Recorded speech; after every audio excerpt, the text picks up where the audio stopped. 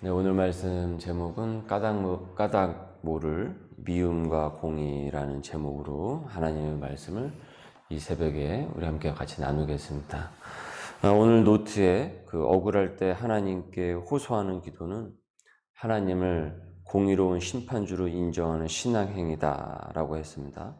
억울한 일을 당했을 때 그 억울함을 갖고 하나님 앞에 엎드리는 것은 그 일을 공의롭게 하실 하나님을 심판주로서, 공의롭게 심판하시는 그 심판주로서 인정하는 신앙 고백이라는 것입니다.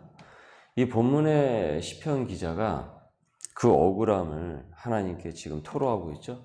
그래서 19절을 보시면은 부당하게 나의 원수된 자가 나로 말미암아 기뻐하지 못하게 하시며 까닭없이 나를 미워하는 자들이 서로 눈짓을 하지 못하게 하옵소서.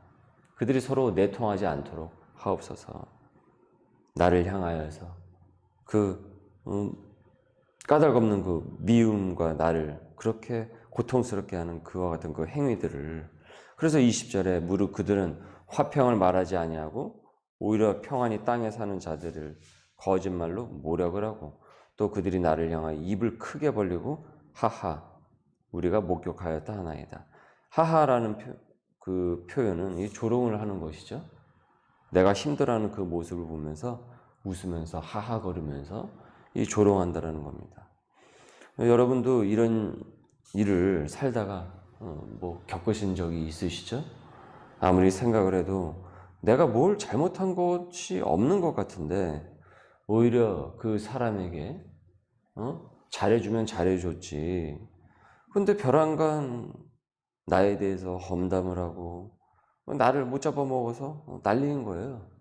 내가 좀 어려운 일을 당하면 되게 고소해하고 그렇게 나를 싫어해요. 화가 나죠.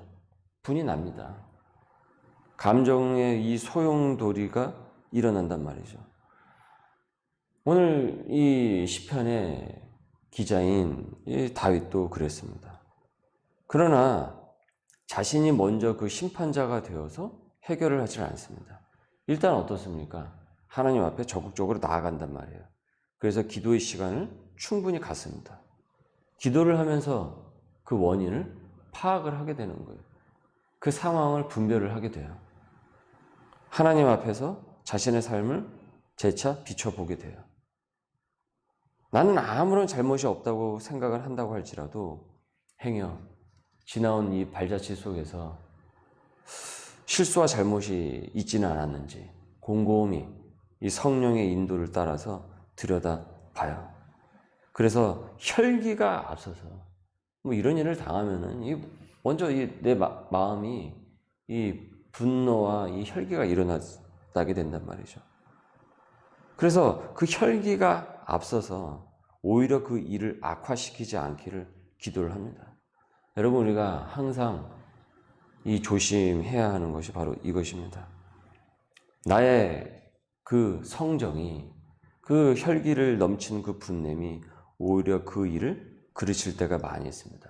그러다 보면은 나중에 그 원인은 없어지고 내가 분내고 혈기를 부린 것만 남게 돼요. 이걸 우리는 항상 조심해야 됩니다. 이것만 문제를 삼아버리게 되는 일이 생기게 돼요.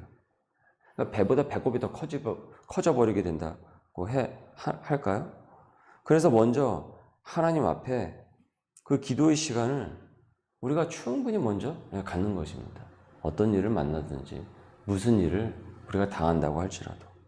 그리고 하나님께 그 억울함을 풀어줄 것을 심판자 되시는, 공의로운 심판자 되시는 그 하나님께 절절히 간구를 하는 것이에요. 그래서 22절에 여호와여 주께서 이를 보셨사오니 잠잠하지 마옵소서. 주여 나를 멀리하지 마옵소서.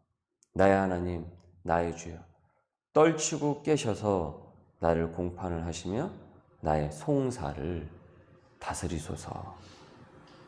여러분, 이것을 기억하시길 바랍니다. 까닭모를 이와 같은 이 시편 기자처럼 이 억울한 일을 당했습니까? 그러면 먼저 그 송사를 하나님께 의뢰하십시오. 그 일에 해결점을 놓고 먼저 간구를 하세요. 여러분, 순서가 중요합니다. 순서가 중요해요. 먼저 내가 심판자가 돼서 감정으로 그 일을 처리를 하다가 일을 더 악화시키고 나서 뒷수습을 하나님께 해달라고 요청을 하는 것이 아니라, 그래서 하나님을, 내가 일을 버려놓고 그걸 뒤처리해주는 해결사로 우리가 하나님을 대해서는 곤란합니다. 물론 그럴지라도, 그와 같은 상황이 있다고 할지라도 하나님께서 우리를 긍휼히 여기셔서 그 간구를 들어주시기는 하시지만은, 우리가 진정 하나님 앞에서 성도가 되었다라는 것은 이제는 이 순서가 하나님의 자녀가 됨으로써, 하나님의 백성으로 됨으로써 이 순서가 먼저 바뀌게 된 거예요. 그래서 이런 일들을 겪는 그 순간에도 그 사람의 본시, 마음의 중심이 드러나는 것입니다. 그리고 하나님께서는 그 중심을 들여다보고 계세요. 시편 기자는 그 송사를 하나님께 먼저 가지고 갔어요. 억울할 때 하나님께 호소하는 그 기도는 하나님을 공의로운 심판주로 인정하는 신앙 행위다. 그래서 그 신앙 행위가, 그 신앙 고백이 이런 일들을 겪는 순간에 온전히 드러나는 것입니다. 그러니까 이런 일을 겪었을 때도 내가 어떻게 하나님 앞에서 나아가는지 그 모습이 결국은 우리의 신앙 고백이 된다는 거예요. 그 순간에도. 그렇게 억울한 일에만 우리가 집중할 것이 아니고, 화난다, 억울하다, 열받는다, 이렇게만 우리가 받아들일 것이 아니고, 우리 크리스찬은 하나님께서 내가 이런 일을 당했을 때 내가 어떻게 행하시기를 바라는가, 하나님은 이런 일을 통해 나로 하여금 무엇을 하실 것인가를 우리는 더 생각할 수 있어야 되겠습니다. 어차피 공의로운 하나님께서 이 선악간의 판단하심을 우리가 믿는다라고 한다면은, 우린 나를 억울하게 한 그 당사자에게, 그래서 그 당사자에게서 시선을 벗어나지 못해서 감정이 계속 분냄과 자꾸 좋지 않은 감정들이 자꾸 일어나게 되잖아요. 이런 일을 겪고 그 사람을 계속 생각을 하게 되면, 그 사람을 묵상하게 되면은 자꾸 좋지 않은 감정이 일어나지 않습니까? 그런데 우리는 그럴 때일수록 하나님으로 시선을 고정하고, 그리고 그로부터 그 해결책을 찾는 것입니다. 26절에 나의 재난을 기뻐하는 자들이 함께 부끄러워 낭패를 당하게 하시며, 나를 향하여 스스로 뽐내는 자들이 수치와 욕을 당하게 하소서. 여러분, 이 시편 기자의 감정이 읽히십니까? 이 구절에서 강하죠, 표현이. 아주. 지금 다윗도 사실은 화가 나는 거예요. 어떻게 나한테 그럴 수가 있나? 저 인간들은 어떻게 나를 이렇게 잔인하게 대할 수가 있는가? 그래서 외칩니다. 그들이 수치와 욕을 당하게 하소서. 이는 내가 그 심판자가 돼가지고 창과 칼을 막 휘둘러가지고 그들에게 수치와 욕을 당하게 만들어줘서 복수를 하겠다, 피해 복수를 하겠다라는 것이 아닙니다. 그 감정을 지금 누구에게 토설을 하고 있습니까? 하나님께 토설함으로써 하나님 선악간에 판단하시고 심판을 해달라고 지금 요청을 하고 있는 거예요. 화가 나지만 그 순간에도 시편 기자는 하나님의 그 공의로운 심판자라는 것을 굳건히 믿고 있습니다. 그래서 이 억울한 순간에도 소망을 품는 거예요. 그들을 향한 그 똑같은 마음에, 똑같은 그 미움에 휩싸여서 자신의 영을 죽이지 않을 수가 있는 것입니다. 그 니체가 그런 말을 했죠. 괴물과 싸우려다가 괴물이 되지 말라고. 괴물과 싸우려다가 괴물이 되지 말라고. 여러분, 그런 일이 많지 않습니까? 우리 생활 속에서. 자칫 우리가 감정의 노예가 되어버리면은 우리가 그 사람들보다 더 악랄한 사람들이 또 되지 말라는 법이 없어요. 사단은 항상 그 우리의 감정을 갖고 놀려고 합니다. 그래서 이 억울함으로 시작을 했다가 내가 괴물이 되게 만들려고 그런 식으로 나를 갖고 장난질을 친단 말이죠. 그렇게 하나님의 사람을 시험을 한다라는 거예요. 27절 한번 읽어보겠습니다. 27절. 나의 의를 즐거워하는 자들이 기꺼이 노래 부르고 즐거워하게 하시며 그의 종의 평안함을 기뻐하시는 여호와는 위대하시다 하는 말을 그들이 항상 말하게 하소서. 나의 혀가 주의 의를 말하며 종일토록 주를 찬송하리이다. 기도의 시간을 충분히 가진 시편 기자는 승리를 확신합니다. 지금 어떻습니까? 지금 그들의 수치와 모욕을 당하게 하옵소서라고 하면서 그 감정이 격한 그 감정을 하나님 앞에 토설을 하고 있죠, 기도로. 그런데 이제 급격하게 어떻습니까? 27절에 오니까 이 마지막으로 오면서 나의 의를 즐거워하는 자들이 기꺼이 노래 부르고 즐거워하게 하시며 28절 나의 혀가 주의 의를 말하며 종일토록 주를 찬송하리이다.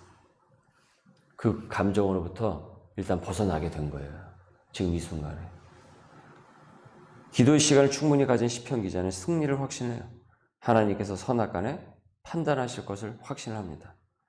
그래서 사람들은 이 나의 이 무고함을 같이 기뻐할 것이고 여호와는 하나님의 사람의 편이시다. 이렇게 말하게 될 것임을 확신을 한다라는 거예요. 그럼 확신을 하면 어떻습니까? 그 감정으로부터 내가 일단은 벗어나게 되는 것이고 그 다음에 그 해결점을 또한 하나님께서 인도해 주시는 것이죠. 그래서 내 입술이 억울해 죽겠다라고 하는 것이 아니라 그래서 그 인간들 미워 죽겠나가 아니라 주의 공의를 외치고 종일 주님을 찬송한다라고 고백을 하고 있습니다. 우리 말씀을 적용합니다. 부당하게 까닭 없이 미움받던 이 시편 기자는 지금 하나님께 어떻게 기도를 하고 있습니까? 그리고 나는 행여 이런 처지에 놓였을 때 어떤 행동을 하고 있습니까? 나는 하나님의 공의를 믿습니까? 억울함 앞에서도 원수보다 하나님께 시선을 먼저 고정을 해야 하는 이유는 무엇입니까? 이 질문에 여러분 노트에 또 오늘 말씀을 또 깊이 참고를 하시면서 이 억울함과 수치와 이 모욕을 기쁨과 평강으로 바꾸실 그 하나님을 이 새벽에 같이 여러분 찬양을 하시고 시편 기자처럼 찬송이 흘러나오는 우리 소명의 식구들 될 수 있기를 주님의 이름으로 축원합니다. 기도하겠습니다. 공의의 심판자가 되시는 하나님, 악인의 기쁨은 오래가지 못하며 하나님의 심판이 있음을 잊지 말아야겠습니다. 선악간에 분간하시는 그 하나님의 공의를 주님 믿고 사단의 그 궤에 넘어져 하나님의 성품을 잃지 않도록 주님 우리의 마음을 붙들어 주시옵소서.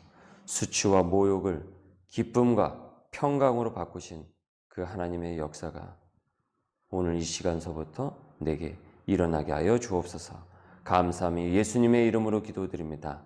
아멘.